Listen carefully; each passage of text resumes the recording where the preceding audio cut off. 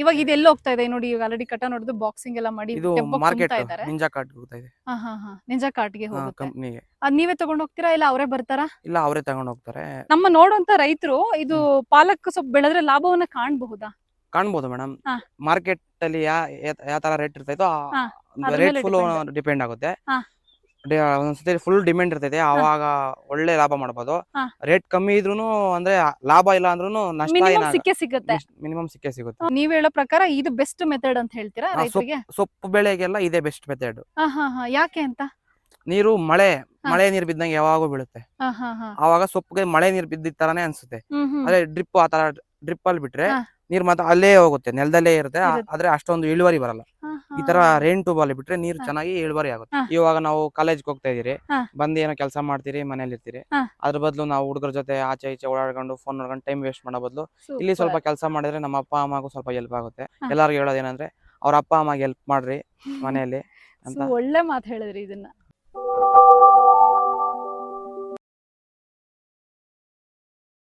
ಸ್ನೇಹಿತರೆ, ತಮ್ಮೆಲ್ಲರಿಗೂ ನೇತ್ರ ಕನ್ನಡತಿ ಯೂಟ್ಯೂಬ್ ಚಾನಲ್ಗೆ ಪ್ರೀತಿಯ ಸ್ವಾಗತ. ಸ್ನೇಹಿತರೆ, ನಾನಿವತ್ತು ಪಾಲಕ್ ತೋಟದಲ್ಲಿದ್ದೀನಿ. ಅತೀ ಕಡಿಮೆ ಅವಧಿಯಲ್ಲಿ ಕಡಿಮೆ ಬಂಡವಾಳವನ್ನು ಹೂಡಿ ಹೆಚ್ಚು ಲಾಭ ಗಳಿಸಬಹುದಾದಂತಹ ಪಾಲಕ್ ಸೊಪ್ಪು ಬೆಳೆಯ ಬಗ್ಗೆ ನಾನು ಇವತ್ತು ಮಾಹಿತಿ ನೀಡ್ತಾ ಇದ್ದೀನಿ. ಪ್ರತಿಯೊಬ್ಬರ ಮನೆಯಲ್ಲೂ ಅತಿ ಹೆಚ್ಚಾಗಿ ಬಳಸುವಂತಹ ಸೊಪ್ಪು ಅಂದರೆ ಇದು ಪಾಲಕ್ ಸೊಪ್ಪು. ಹೆಚ್ಚು ಹೇರಳವಾಗಿ ಕ್ಯಾಲ್ಸಿಯಂ ಮತ್ತು ಐರನ್ ಕಂಟೆಂಟ್ ಸಿಗುವಂತಹ ಸೊಪ್ಪಿದು. ಈ ಒಂದು ಬೆಳೆನ ಹೇಗೆ ಬೆಳೀತಾರೆ ಅನ್ನೋದ್ರ ಬಗ್ಗೆ ಇವತ್ತು ಮಾಹಿತಿನ ತಿಳಿಸ್ಕೊಡ್ತಾ ಇದ್ದೀನಿ. ಬನ್ನಿ, ಸ್ವತಃ ರೈತರನ್ನೇ ಮಾತಾಡ್ಸೋಣ. ಬನ್ನಿ ಸರ್, ನಮಸ್ತೆ. ನಮಸ್ಕಾರ. ನಿಮ್ಮ ಹೆಸರೇನು? ಸುಜಿತ್ ಗೌಡ ಅಂತ. ಇದು ಯಾವ ಊರು ಸರ್? ಇದು ಬೆಳ್ಮಂಗ್ಲ, ಜೋಗೇನಹಳ್ಳಿ ಹೋಬಳಿ, ಹೊಸಕೋಟೆ ತಾಲೂಕು, ಬೆಂಗಳೂರು ಗ್ರಾಮಾಂತರ ಬರ್ತದೆ. ಸುಜಿತ್ ಗೌಡ. ಓಕೆ, ಸುಜಿತ್ ಗೌಡ ಅವರೇ, ಇದು ಒಟ್ಟಾರೆ ಎಷ್ಟು ಎಕರೆ ಹಾಕಿದ್ದೀರಾ ಇದು ಪಾಲಕ್? ಒಂದು 1/2 ಎಕರೆ ಇದೆ ಮೇಡಮ್. ಓಕೆ. ಇದು ಪಾಲಕ್ ಎಷ್ಟು ತಿಂಗಳು ಬೆಳೆ ಇದು? 1.5 ತಿಂಗಳು ಬೆಳೆ. ಇದೆಲ್ಲ ಮೇಂಟೆನೆನ್ಸ್ ಎಲ್ಲ ಹೆಂಗೆ? ಕಮ್ಮಿ ಈಸಿನಾ ಹೇಗೆ ಅಂತ? ಕಮ್ಮಿನೇ ಮೇಡಮ್. ಮೇಂಟೆನೆನ್ಸ್ ಜಾಸ್ತಿ ಮೇಂಟೆನೆನ್ಸ್ ಕೇಳಲ್ಲ, ಬರಲ್ಲ. ಜಾಸ್ತಿ ಮೇಂಟೆನೆನ್ಸ್ ಏನ್ ಬೇಕಾಗಿಲ್ಲ, ಸ್ವಲ್ಪ ಮೇಂಟೆನೆನ್ಸ್ ಅಷ್ಟೇ. ಸುಜಿತ್ ಅವರೇ, ಇದು ಒಟ್ಟಾರೆ ಎಷ್ಟು ಎಕರೆ ಹಾಕಿದ್ದೀರಾ? ಒಂದು 1/2 ಎಕರೆ ಇದೆ ಮೇಡಮ್. ಹೌದಾ? ಇದು ಮೇಂಟೆನೆನ್ಸ್ ಎಲ್ಲ ತುಂಬಾ ಕಮ್ಮಿ ಅಂತ ಹೇಳಿದ್ರಿ ನೀವು. ಇದು ಬೀಜನ ಎಲ್ಲಿಂದ ತಂದ್ರಿ ನೀವು? ಹೊಸಕೋಟೆಯಲ್ಲಿ. ಸಾಮಾನ್ಯವಾಗಿ ಹೊಸಕೋಟೆಯಿಂದಾನೇ ಎಲ್ಲ ಬೀಜ ಎಲ್ಲ ಹೊಸಕೋಟೆ ಮಾಲ್ದರಲ್ಲೂ ಸಿಗ್ತೈತೆ. ಇದು ಈಗ ನಮ್ಮ ರೈತರು ಯಾರಾದ್ರೂ 1/2 ಎಕರೆ 1/4 ಎಕರೆ ಜಮೀನ್ ಇರುವಂತಹ ನಮ್ಮ ರೈತರು ಈಗ ಪಾಲಕ್ ಬೆಳಿಬೇಕು ಅಂತ ಅನ್ಕೊಂತಾರೆ. ನೀವು ಯಾವ ರೀತಿಯಾದಂತಹ ಕ್ರಮಗಳನ್ನ ತಗೊಂಡ್ರಿ, ಹೆಂಗೆ ಇದನ್ನ ಸ್ಟಾರ್ಟ್ ಮಾಡಿದ್ರಿ ಅಂತ? ಮೊದಲು ಹಾರ್ವೆಸ್ಟಿಂಗ್ ಮಾಡಬೇಕು, ಅಂದ್ರೆ ಉಳುಮೆ ಮಾಡ್ತೀರಾ? ಉಳುಮೆ ಮಾಡಬೇಕು, ಚೆನ್ನಾಗಿ ಒಣಗಿಸಿ ಭೂಮಿನ ಚೆನ್ನಾಗಿ ಉಳುಮೆ ಮಾಡಿದ್ರೆ ಬೆಳೆ ಚೆನ್ನಾಗಿ ಬರ್ತೈತೆ. ಉಳುಮೆ ಮಾಡಿ ನಂತರ ಬೀಜ ಬಿತ್ತನೆ ಮಾಡಿ ಆಮೇಲೆ ಈ ತರ ಪೈಪ್ ಅಲ್ಲಾದ್ರೂ ನೀರು ಬಿಡ್ಬೋದು. ರೈನ್ ಟ್ಯೂಬ್ ಬರ್ತೈತೆ, ರೈನ್ ಟ್ಯೂಬ್ ಅಲ್ಲಾದ್ರೂ ಬಿಡ್ಬೋದು ನೀರು. ಅದರ ನೀರು ಬೇಲೆ ಮೇಲೆ ಹರಿಯಕ್ಕಾದ್ರೂ ಬಿಡ್ಬೋದು. ಯಾವ ತರ ಮಾಡಿದ್ರೆ ಅದ ಇಳುವರಿ ಬರ್ತೈತೆ. ಅಂದ್ರೆ ಈಗ ನಿಮ್ದು ಇದೆಲ್ಲ ಡ್ರಿಪ್ ಇರಿಗೇಷನ್ ಇದೆ? ರೈನ್ ಪೈಪ್ ಟ್ಯೂಬ್ ಅಂದ್ರೆ ಇದೇನು ಎರಡು ಕಡೆನೂ ನೀರ್ ಮಳೆ ನೀರ್ ಇರ್ದಂಗೆ ಇರ್ತೈತೆ ಅಷ್ಟೇ. ಓ, ಆತರ. ಸೊ ಅಂದ್ರೆ ನೀವ್ ಹೇಳೋ ಪ್ರಕಾರ ಇದು ಬೆಸ್ಟ್ ಮೆಥಡ್ ಅಂತ ಹೇಳ್ತೀರಾ ರೈತರಿಗೆ? ಸೊಪ್ಪು ಬೆಳೆಗೆಲ್ಲ ಇದೇ ಬೆಸ್ಟ್ ಮೆಥಡ್. ಯಾಕೆ ಅಂತ? ನೀರು ಮಳೆ ನೀರು ಬಿದ್ದಂಗೆ ಯಾವಾಗೂ ಬೀಳುತ್ತೆ. ಆವಾಗ ಸೊಪ್ಪಿಗೆ ಮಳೆ ನೀರು ಬಿದ್ದಿದ್ ತರಾನೇ ಅನ್ಸುತ್ತೆ. ಅದೇ ಡ್ರಿಪ್ ಆ ತರ ಡ್ರಿಪ್ ಅಲ್ಲಿ ಬಿಟ್ರೆ ನೀರ್ ಮಾತ್ರ ಅಲ್ಲೇ ಹೋಗುತ್ತೆ, ನೆಲದಲ್ಲೇ ಇರುತ್ತೆ. ಆದ್ರೆ ಅಷ್ಟೊಂದು ಇಳುವರಿ ಬರಲ್ಲ. ಈ ತರ ರೈನ್ ಟ್ಯೂಬ್ ಅಲ್ಲಿ ಬಿಟ್ರೆ ನೀರು ಚೆನ್ನಾಗಿ ಇಳುವರಿ ಆಗುತ್ತೆ. ಹೌದಾ? ಓಕೆ, ಒಳ್ಳೆ ಐಡಿಯಾ ಸರ್ ಇದು. ಓಕೆ, ಇವಾಗ ನೀವು ಬೀಜ ಹಾಕ್ತೀರಾ. ಬೀಜ ಹಾಕಿದ್ ಎಷ್ಟು ದಿವಸಕ್ಕೆ ಇದು ಮೊಳಕೆ ಬರುತ್ತೆ? ಒಂದು 6 to 7 days ಮೊಳಕೆ ಬರುತ್ತೆ. ಕಟಾವ್ ಆಗಕ್ಕೆ 1.5 ತಿಂಗಳು. ಓಕೆ ಸರ್, ಆಯ್ತು. ಈಗ ಆಲ್ರೆಡಿ ಇದು ಕಟಾವ್ ನಡೀತಿದೆ. ಇದೆಲ್ಲ ನೋಡಿ, ಬುಡ ಕಟ್ ಮಾಡಿ ಈ ತರ ಕಟಾವ್ ಮಾಡಿದ್ರೆ ಇದು ಯೂಶಲಿ ಎಲ್ಲಿಗೆ ಹಾಕ್ತೀರಾ ಸರ್ ಇದು? ಕಂಪ್ನಿಗೆ ಮತ್ತೆ ಮಾರ್ಕೆಟ್ಗಳಿಗೆ. ಇವಾಗ ಇದು ಎಲ್ಲಿ ಹೋಗ್ತಾ ಇದೆ ನೋಡಿ, ಈಗ ಆಲ್ರೆಡಿ ಕಟಾವ್ ನೋಡಿದ್ದು ಬಾಕ್ಸಿಂಗ್ ಎಲ್ಲ ಮಾಡಿ ಟೆಂಪೋಗೆ ತುಂಬ್ತಾ ಇದ್ದಾರೆ. ನಿಂಜಾ ಕಾರ್ಟ್ ಹೋಗ್ತಾ ಇದೆ. ನಿಂಜಾ ಕಾರ್ಟ್ಗೆ ಹೋಗುತ್ತೆ. ಕಂಪ್ನಿಗೆ. ಅದ್ ನೀವೇ ತಗೊಂಡ್ ಹೋಗ್ತೀರಾ ಇಲ್ಲ ಅವರೇ ಬರ್ತಾರಾ? ಇಲ್ಲ ಅವರೇ ತಗೊಂಡ್ ಹೋಗ್ತಾರೆ. ನಾವು ಬೇಕಾದ್ರೂ ಹಾಕ್ಬೋದು. ಆ ಹೋಟೆಲ್ ಕೊಟ್ಬಿಟ್ರೆ ಅವರೇ ಹಾಕೊಂಡು. ಹೌದಾ? ಈಗ ನೀವು ಯಾವ ಲೆಕ್ಕದಲ್ಲಿ ಕೊಡ್ತಾ ಇದ್ದೀರಾ ಈಗ ನೀವು? ಇದೆಲ್ಲ ಟೋಟಲಿ ಒಂದೇ ಸೇಲ್ ಮಾಡಿರೋದು. ತೋಟನೇ ಸೇಲ್? ಯಾವಾಗ ಬೇಕೋ ಅವ್ರು ಕಟ್ ಮಾಡ್ಕೊಂಡು ಹೋಗ್ಬೋದು, ಆತರ. ಸುಜಿತ್ ಅವರೇ, ನೀವು ಏನ್ ಓದಿದ್ದೀರಾ? ಮೇಡಮ್, ನಾವು ಇವಾಗ ಸೆಕೆಂಡ್ ಇಯರ್ ಡಿಗ್ರಿ ಓದ್ತಾ ಇದೀರಿ. ಹೌದಾ? ಏನ್ ಓದ್ತಿದ್ದೀರಾ ಡಿಗ್ರಿ? ಬಿಕಾಮ್ ಮಾಡ್ತಾ ಇದ್ದೀರಾ? ಇನ್ನು ಸ್ಟೂಡೆಂಟ್ ನೀವು? ಪರವಾಗಿಲ್ಲ. ಈ ಎಲ್ಲ ಅಗ್ರಿಕಲ್ಚರ್ ಎಲ್ಲ ಮಾಡ್ತೀರಾ ಹಾಗಾದ್ರೆ? ಮಾಡ್ತಾ ಇದೀರಿ ಮೇಡಮ್. ಹೌದಾ? ಏನೇನ್ ಬೆಳಿತೀರಾ ನೀವು? ನಾವು ಸೊಪ್ಪು, ತರಕಾರಿ, ಟೊಮೊಟೊ, ಬೀನ್ಸ್, ಆಲೂಗಡ್ಡೆ, ಪೊಟ್ಯಾಟೊ ಮತ್ತೆ ದ್ರಾಕ್ಷಿನೂ ಬೆಳಿತೀರಾ? ದ್ರಾಕ್ಷಿ ಬೆಳೆಕ್ ಒಳ್ಳೆ ಪರಿಣಿತಿ ಇರ್ಬೇಕು ಅಂತ ಹೇಳ್ತಾರೆ, ಅದನ್ನು ಬೆಳಿತೀರಾ? ಪರವಾಗಿಲ್ಲ ನೋಡಿ, ಸ್ಟೂಡೆಂಟ್ ಆಗಿ ನೀವು ಓದ್ಕೊಂಡು ಈ ಕೆಲಸ ಎಲ್ಲ ಮಾಡ್ತಾ ಇದೀರಾ ನೀವು. ಹಸುಗಳು ಮೇಯಿಸ್ತೀರಿ, ಟ್ರ್ಯಾಕ್ಟರಿ ಇದೆ, ಮೇವು ಕೊಯ್ಕೊಂಡು ಹೋಗ್ತಾ ಇದೀರಿ ನೋಡ್ರಿ. ಈಗ ಮೇವು ಕೊಯ್ಕೊಂಡು ಹೋಗ್ತಿದ್ದೀರಾ? ಓಕೆ. ಹಸು ಕುರಿ ಎಲ್ಲ ಮೇಯಿಸ್ತೀರಿ, ತೋಟನು ಮಾಡ್ತೀರಿ, ನೀರಿದೆ ನಮ್ದೆ, ಎಲ್ಲ ಬೆಳೆನೂ ಬೆಳಿತೀರಿ, ಹಸುಗಳಿಗೆ ಮೇವು ಬೆಳ್ಕಂತೀರಿ ನಾವೇ ಅಷ್ಟೇ. ಕಾಲೇಜ್ಗೆಲ್ಲ ಎಲ್ಲಿ ಹೋಗ್ತಿದ್ದೀರಾ ಈಗ? ಇಲ್ಲೇ ಹೊಸಕೋಟೆಯಲ್ಲಿ ಹೋಗ್ತಾ ಇದೀವಿ. ಹೊಸಕೋಟೆನಲ್ಲಿ. ಪರವಾಗಿಲ್ಲ, ಓದ್ಕೊಂಡು ಇದನ್ನೆಲ್ಲ ಮ್ಯಾನೇಜ್ ಮಾಡ್ತೀರಾ? ಮಾಡ್ತಾ ಇದೀವಿ ಮೇಡಮ್. ನೀವು ನಿಮ್ಮ ಅಪ್ಪ ಎಲ್ಲ ಮ್ಯಾನೇಜ್ ನಾವು ಮಾಡ್ತೀರಾ? ನಮ್ಮ ಅಪ್ಪ ನಮ್ಮ ಅಮ್ಮ ಮೂವರಿದ್ದೀರಿ. ನೋಡಿ ನಂಗೆ ಖುಷಿ ಆಗುತ್ತೆ ಇದೆಲ್ಲ. ನಮ್ಮ ರೈತರ ಮಕ್ಕಳು ಓದೋದಕ್ಕೂ ಸಹಿ ಇರ್ತಾರೆ, ಮನೆ ತೋಟದಲ್ಲಿ ಕೆಲಸನೂ ಮಾಡ್ತಾರೆ, ತಂದೆಗೆ ಸಹಾಯ ಮಾಡ್ತಾರೆ. ಇದು ಒಟ್ಟಾರೆ ಇವಾಗ ಅರ್ಧ ಎಕರೆ ಪಾಲಕ್ ಬೆಳಿಲಿಕ್ಕೆ ನಮ್ಮ ನೋಡುವಂತಹ ರೈತರಿಗೆ ಅಂದಾಜು ಎಷ್ಟು ಖರ್ಚಾಗಬಹುದು ಅಂತ? ಖರ್ಚು ನಾವು ಯಾವ ತರ ಮಾಡ್ತೀರಾ ಅದ್ರ ಮೇಲೆ ಡಿಪೆಂಡ್ ಆಗುತ್ತೆ. ಹಾ. ನಾವು ಸಾವಯವ ಗೊಬ್ಬರ ಹಾಕ್ತೀರಿ ಅಂದ್ರೆ ಜಾಸ್ತಿ ಇಳುವರಿ ಚೆನ್ನಾಗಿ ಇಳುವರಿ ಚೆನ್ನಾಗಿ ಬರ್ತೈತೆ, ಹಾ. ದುಡ್ಡು ಜಾಸ್ತಿ ಆಗ್ತೈತೆ. ಹಾ. ಅಂದ್ರೆ ಸಾವಯವ ಗೊಬ್ಬರ ಹಾಕಿಲ್ಲ ಅಂದ್ರೆ ಮಾಮೂಲಿ DAP ಹಾ. ಆತರ ಗೊಬ್ಬರ ಮೂಟೆ ಗೊಬ್ಬರ ಸಿಗ್ತೈತೆ, ಹ್ಮ್. ಅದ್ ಹಾಕಿ ಮಾಡಬಹುದು. ಹ್ಮ್. ಅಂದ್ರೆ ಈ ತರ ಇಳುವರಿ ಈ ಬರೋದಿಲ್ಲ. ತರ ಬರೋದಿಲ್ಲ. ಈ ತರ ಇಳುವರಿ ಬರೋದಿಲ್ಲ. ಚೆನ್ನಾಗಿದೆ. ಈ ಸಾವಯವ ಗೊಬ್ಬರ ಹಾಕಿದ್ರಲ್ಲ ನಾವ್ ಇವಾಗ, ಹ್ಮ್. ಅದು ಗೊಬ್ಬರ ರೇಟ್ ಜಾಸ್ತಿನೇ, ದುಡ್ಡು ಅಮೌಂಟ್ ಜಾಸ್ತಿ ಹೌದು ಆಗುತ್ತೆ. ಹೌದು ಹೌದು. ಆದ್ರೆ ಇಳುವರಿ ನೋಡ್ರಿ ಈ ತರ ಚೆನ್ನಾಗ್ ಬರುತ್ತೆ. ಸೊಪ್ಪು ಈ ತರ ಬರ್ಬೇಕಂದ್ರೆ ಹಾ. ಸಾವಯವ ಗೊಬ್ಬರ ಹಾಕಿದ್ರೆ ಇದು. ಚೆನ್ನಾಗಿ ಬರುತ್ತೆ. ಇಷ್ಟು ಸೊಪ್ಪು ಬೆಳೆಯಕ್ಕೆ ಒಂದು 20,000 ಖರ್ಚು ಬೇಕು.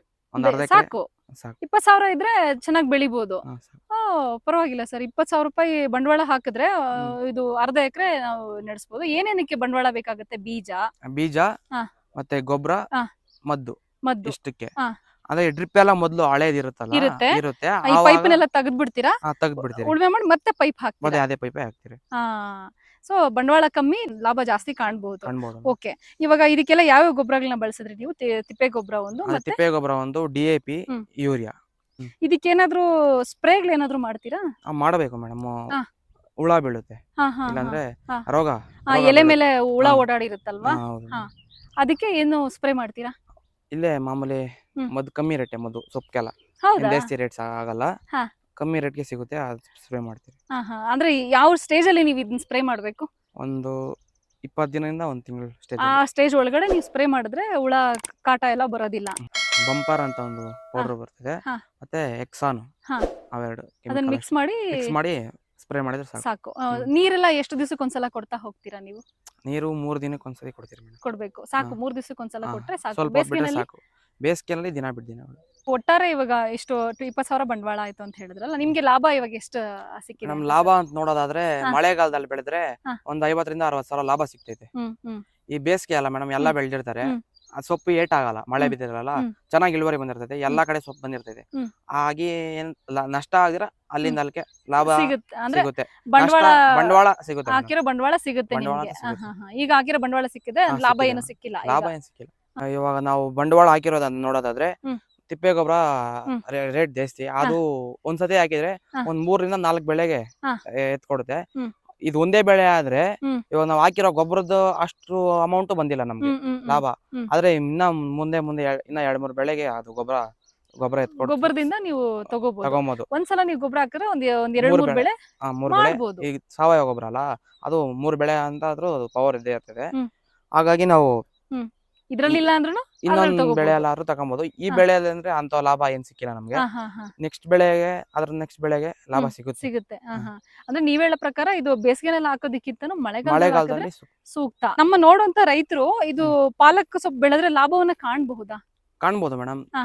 ಮಾರ್ಕೆಟ್ ಅಲ್ಲಿ ಯಾವ ತರ ರೇಟ್ ಇರ್ತೈತೋ ಅದ್ರ ರೇಟ್ ಮೇಲೆ ಫುಲ್ depend. ಡಿಪೆಂಡ್ ಆಗುತ್ತೆ. ಹಾ.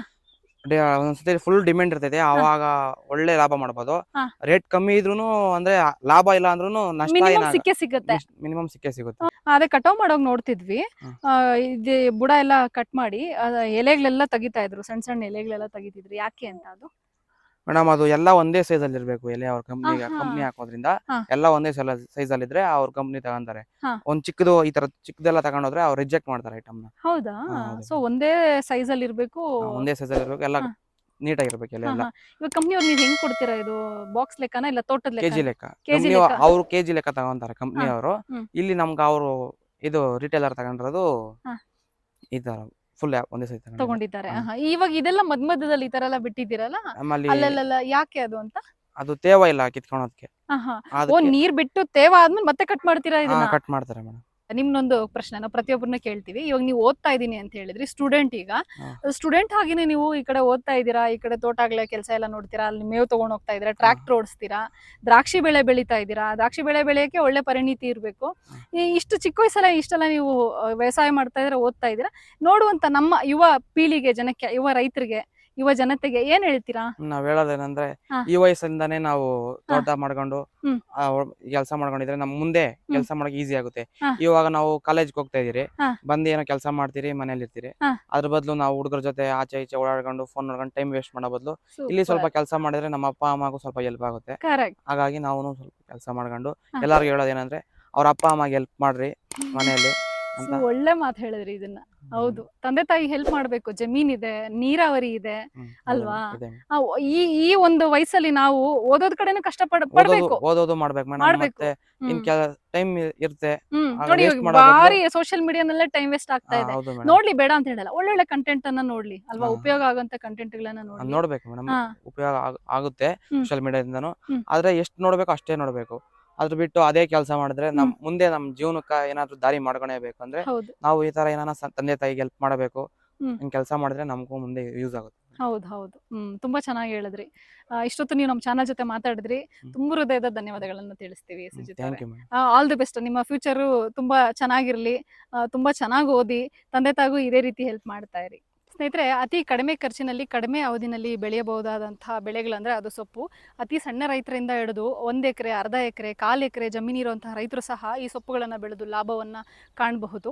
ಇವತ್ತಿನ ವಿಡಿಯೋ ಇದಾಗಿತ್ತು. ಈ ವಿಡಿಯೋ ನಿಮ್ಮೆಲ್ಲರಿಗೂ ಇಷ್ಟ ಆಗಿದೆ ಅಂತ ಭಾವಿಸ್ತೀನಿ. ನಮ್ಮ ವಿಡಿಯೋಗಳು ಇಷ್ಟ ಆಗ್ತಾ ಇದ್ರೆ ದಯವಿಟ್ಟು ನೇತ್ರ ಕನ್ನಡತಿ ಯೂಟ್ಯೂಬ್ ಚಾನಲ್ಗೆ ಸಬ್ಸ್ಕ್ರೈಬ್ ಮಾಡ್ಕೊಳ್ಳೋದನ್ನು ಮರಿಬೇಡಿ. ನಿಮ್ಮೆಲ್ಲರ ಸಹಕಾರ ಪ್ರೋತ್ಸಾಹ ನಮಗೆ ಹೀಗೆ ಇರಲಿ ಅಂತ ಕೇಳ್ತಾ, ಮತ್ತೊಂದು ವಿಡಿಯೋದಲ್ಲಿ ಮತ್ತೊಂದು ಬೆಳೆಯ ಬಗ್ಗೆ ಮಾಹಿತಿನ ತಿಳಿಸ್ಕೊಡೋಕ್ಕೆ ನಿಮ್ಮ ಮುಂದೆ ಬರ್ತೀನಿ. ಅಲ್ಲಿವರೆಗೂ ಜೈ ಹಿಂದ್, ಜೈ ಕರ್ನಾಟಕ ಮಾತೆ, ಸರ್ವೇ ಜನ ಸುಖಿನೋ ಭವಂತು. ಧನ್ಯವಾದಗಳು.